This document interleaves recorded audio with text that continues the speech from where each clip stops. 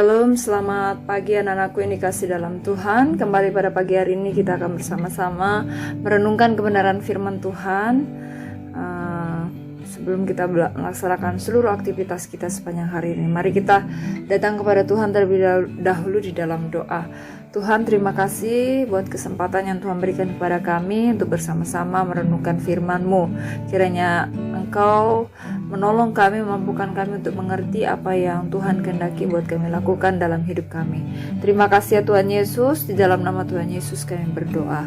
Amin. Pembacaan firman Tuhan pada pagi hari ini terdapat di dalam 2 Korintus pasal 6 ayat 11 sampai dengan pasal 7 ayat 1. 2 Korintus pasal 6 ayat 11 sampai dengan pasal 7 ayat 1. Firman Tuhan yang Ibu akan baca ayat 14. Janganlah kamu merupakan pasangan yang tidak seimbang dengan orang yang tidak percaya, sebab persamaan apakah terdapat antara kebenaran dan kedurhakaan, atau bagaimanakah terang dapat bersatu dengan gelap? Judul renungan kita pada pagi hari ini yaitu pasangan yang seiman dan seimbang. Ada yang tahu kuk? Seperti gambar di bawah ini, yaitu ada dua sapi yang diikat lehernya dengan kayu. Kuk adalah sebatang kayu melintang yang diletakkan pada leher dua ekor sapi agar menjadi satu dalam gerakan. Para petani memakai kuk pada sapi-sapi mereka agar sapi-sapi itu dapat bergerak bersama, searah dan seirama. Kuk menyatukan dua ekor sapi agar dapat bekerja sama untuk membajak sawah. Lalu apa hubungannya dengan bacaan kita pagi ini? Paulus mengerti budaya Yunani saat itu cukup kuat pengaruhnya. Ia memperingati mereka agar tidak sampai jatuh dalam pergaulan yang dapat membuat mereka menyembah berhala. Mereka mungkin akan sulit mendengarkan nasihatnya karena pengaruh pengajaran sesat. Maka ia meminta mereka membuka hati untuk memperhatikan nasihatnya sebagaimana ia memperhatikan mereka. Ia memperingati mereka untuk tidak mencari pasangan yang tidak seiman dan seimbang. Ayat ini ditujukan baik kepada orang yang akan berpacaran maupun sedang berpacaran. Secara literal, terdapat kata bahasa Inggris yoke atau zoogonter dalam bahasa Yunani yang berarti kuk.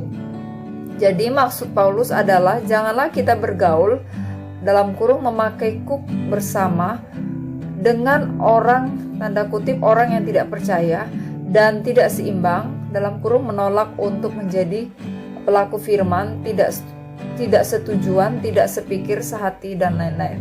Karena dalam melakukan pekerjaan Kristus, jika kuk tidak seimbang, hal itu tidak akan berjalan dengan baik.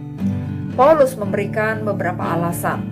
Karena kita tidak bisa berkompromi dalam hal iman dan kebenaran, mengasimilasikan status kita sebagai anak terang dan melakukan sinkretis, yaitu menyembah Kristus yang benar dan sekaligus Belial, nama iblis yang jahat.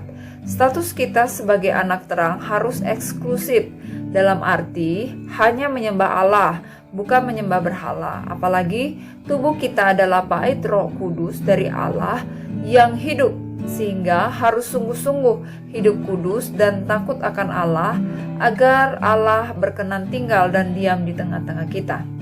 Generasi muda, nasihat Paulus tidak berarti kita harus menjauhkan diri dari orang-orang yang tidak seiman. Sebaliknya, kita harus bersaksi kepada mereka melalui perkataan maupun perbuatan baik kita sehari-hari.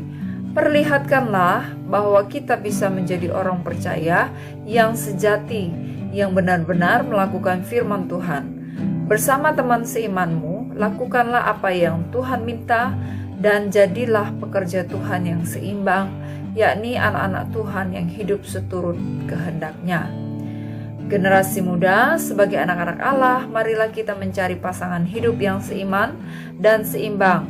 Dengan demikian kita bersama pasangan kita dapat tetap hidup kudus agar iman tidak tergerus. kita juga dapat bersama-sama menyembah dan melayani Tuhan dengan baik, sehingga anak cucu kita pun akan menjadi pengikut Tuhan yang sejati. Demikian renungan kita pada pagi hari ini. Mari kita mengucap syukur atas firman Tuhan. Terima kasih ya Bapa, kami mengucap syukur atas firman-Mu yang mengajarkan kami sebagai anak-anak-Mu untuk menjaga pergaulan kami, yaitu dalam hal mencari pasangan hidup.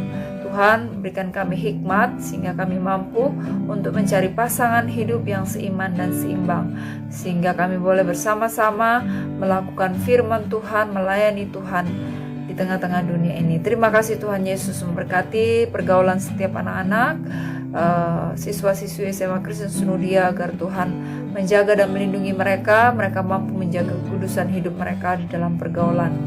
Tuhan Yesus, Engkau memberkati pembelajaran sepanjang hari ini. Kiranya Tuhan membimbing dan memberikan hikmat kepada kami, sehingga apa yang kami lakukan semuanya itu untuk memuliakan nama Tuhan. Terima kasih ya Tuhan Yesus. Inilah doa kami, dan kami menyerahkan seluruh aktivitas kami sepanjang hari ini hanya di dalam nama Tuhan Yesus. Amin. Demikian renungan kita pada pagi hari ini. Tuhan Yesus memberkati. Selamat beraktivitas.